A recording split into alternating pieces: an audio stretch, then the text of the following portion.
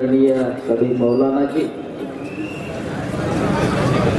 हमारे विलास दादा धबाले, फेरोज लाला, हमारे फारूक साहब, सभी मंच पर उपस्थित मान्यवर, एनआरसी सीए के खिलाफ में पूरे भारत में अमन और शांति के साथ में तुम्हारी हमारी लड़ाई चालू है।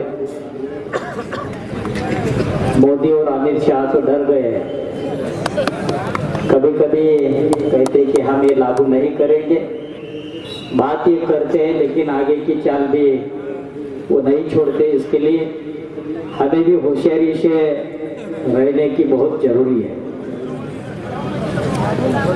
ये एनआरसी क्या है, इसके बारे में एक हमारे अब्दुल सलीम साहब ने, अब्दुल रहमान साहब ने बहुत अच्छा लिखा है। अगर आपके 5 मिनट बढ़ करके ले लूंगा, थोड़ा गौर से सुन लो, बाद में कुछ बातें आपसे बताऊं।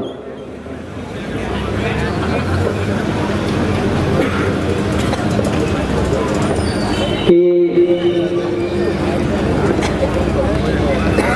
ये एनआरसी क्या है। एनआरसी का फुल फॉर्म होता है नेशनल रजिस्टर ऑफ सिटीजन, यानी राष्ट्रीय नागरिकता रजिस्टर, जिसे national register of citizen of India के नाम से भी जाना जाता है, जिसका मकसद इंडिया में जो भी बाहर के लोग हैं उनकी पहचान, उन्हें बाहर करना या डिटेंशन सेंटर भेजना है। फिलहाल इसे इंडिया के आसाम स्टेट में लागू किया है, जिसमें लाखों लोग एनआरसी से बाहर हो गए हैं। अब जो भी मुसलमान अपनी नागरिकता साबित नहीं कर पाएगा, उसकी सभी चल अचल संपत्ति पर, यानी घर, मकान, गाड़ी, घोड़ा, बैंक बैलेंस, यह तमाम चीजें अब आपकी न होकर सरकार की जाएगी और आपको मौत आने तक डिटेंशन सेंटर में डाल दिया जाएगा, जिसे आप दुनिया का जहन्नुम भी कह सकते हैं। आज हमारे साथ वाकई धोखा हुआ है। जब हमारे बुजुर्ग 1947 के बाद ही भारत छोड़कर जा रहे थे, तब गांधी जी और तमाम लोगों ने कहा था कि ये देश तुम्हारा है, यहाँ के लोग तुम्हारे कहीं मत जाओ। और आज जब हमने इसे अपना लिया है, देश को परमाणु जैसे ताकतवर हथियार दे दिए हैं, वीर अब्दुल हामिद जैसे लोगों ने कुर्बानी दी, अशफाक उल्लाह खान जैसे स्वतंत्र सेनानी दिए, मौलाना आजाद जैसे विद्वान दिए। चीन से जंग के वक्त जब भारत दिवालिया होने की कगार पर था, तो हैदराबाद के निजामों ने भारत सरकार को 5 टन सोना दिया और आज हमें ही निकाला जा रहा है। आज हमारी ही नागरिकता पर सवाल खड़े किए जा रहे हैं। आज हमारी देश प्रेमी होने पर उंगलियां उठाई जा रही है। हमारे डॉक्यूमेंट्स मांगने की कोशिश अभी मोदी, शाह और आरएसएस की पिल्लों की ओर से हो रही है। मैं यहाँ पर उनसे सवाल पूछना चाहता हूँ, नरेंद्र मोदी और अमित शाह को भी। मैं भी उनके बाप को नहीं डरता हूँ, क्योंकि हमारा भी बाप डॉक्टर बाबा साहब अम्बेडकर है, जो दुनिया के किसी से भी वो नहीं डरा है। पूरे मनुवाद के बच्चे एक तरफ थे और बाबा साहब अकेले इस देश की जंग लड़ रहे थे। और बाबा साहब ने संविधान बनाया है, और बाबा साहब के संविधान के अंदर ना तो ये सीएए है, ना तो ये एनआरसी है। ये नरेंद्र मोदी ने और अमित शाह ने और ये मनु के बच्चों ने, इन्होंने अपने मन की बात यहाँ पर रखी है। सीए का बिल लाने की कोशिश, यानी कि संविधान को धोखा पहुंचाने की कोशिश इनकी जारी है। दूसरी एक बात मुझे बड़ी अच्छी लगी कि उन्होंने कहा, फिर सवाल वही है कि अब हमें करना क्या चाहिए। जिसका जवाब सीधा सीधा एक तो ये है कि सबसे पहले हमें इस बात का पक्का इरादा करना होगा कि कुछ भी हो जाए हम एनआरसी के लिए अपने डॉक्यूमेंट हरगिज नहीं जमा करेंगे। आप हमें जेल में डालिए, हम कोर्ट में अपनी नागरिकता साबित करेंगे, लेकिन आपको नहीं बताएंगे हमारे ही वोटों से सरकार बनाने वाले वो लोग हमसे नागरिकता मांग रहे हैं, जिनके बुजुर्गों ने अंग्रेजों की गुलामी को मंजूर किया। हमारे लिए इससे बड़ी शर्म की बात कोई नहीं। दूसरी बात, मुसलमान अपनी हकीकत को खुद अपने आप को और अपने नजबुल इनको पहचानो, कुरान को लेकर मैदान में आए। मुसलमान भाइयों, हम भी तुम्हारे साथ है, डरो मत।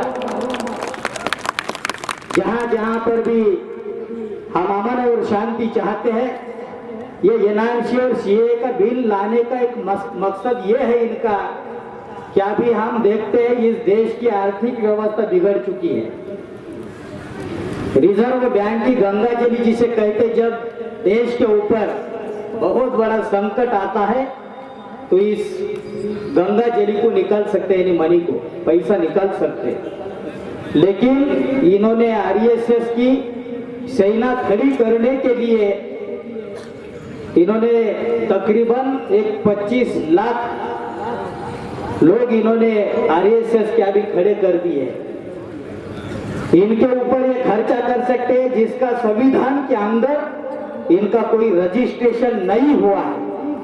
ये ऐसे मनीवाद के पिल्लों को जिनका रजिस्ट्रेशन नहीं है, इनको इस देश में रहने का कोई अधिकार नहीं है। दूसरी बात, नरेंद्र मोदी और अमित शाह को मैं यहाँ पर पूछना चाहता हूँ कि तुम हमें कागज मांग रहे हो, तुम्हारे पुरखों के बारे में हम तुम्हें एक सवाल करना चाहते हैं, तुम्हारे बाप के बाप के बाप के बाप का नाम क्या है, ये हमें बताओ।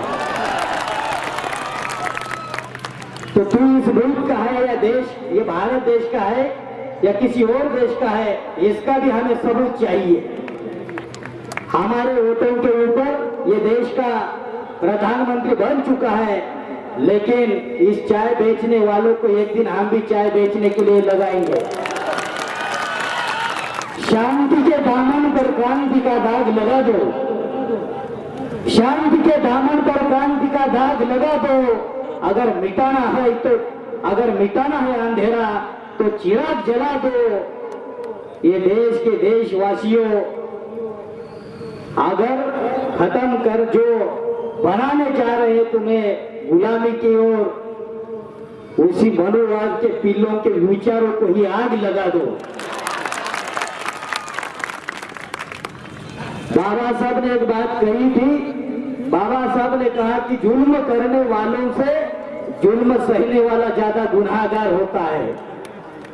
हम जुल्म सहने वालों में से नहीं है, हम भी शेर की औलाद है, यह भी हमें साबित करना पड़ेगा। यहाँ पर समय की पाबंदी होने की वजह से मैं ज्यादा बात नहीं करता, लेकिन हम भी सभी आपके साथ में है। हमारे विलास दादा धवाले ने भी बात रखी है। अमित शाह और नरेंद्र मोदी दोनों भी अगर सामने आते हैं तो दादा को भी देखो, अकेले काफी है उसके। तो हम आपके साथ में, डरो नहीं। चाहे पुलिस के 4, 5, 6 डंडे अगर पड़ भी जाते हैं तो भी हमको डटे रहना है, क्योंकि आज अगर 5, 6 डंडे हम खा सकते हैं तो आने वाले हजारों दंडों से हम बच सकते हैं। लेकिन शांति और अमन के साथ में ये लड़ाई हमको जारी रखनी है। थैंक यू, शुक्रिया। नाने उर्दू न्यूज यूट्यूब चैनल को सब्सक्राइब जरूर करें और बेल आइकन को क्लिक करें। बेल आइकन को क्लिक करने से होगा ये कि आपको लेटेस्ट न्यूज अपडेट की नोटिफिकेशन मिलती रहती है।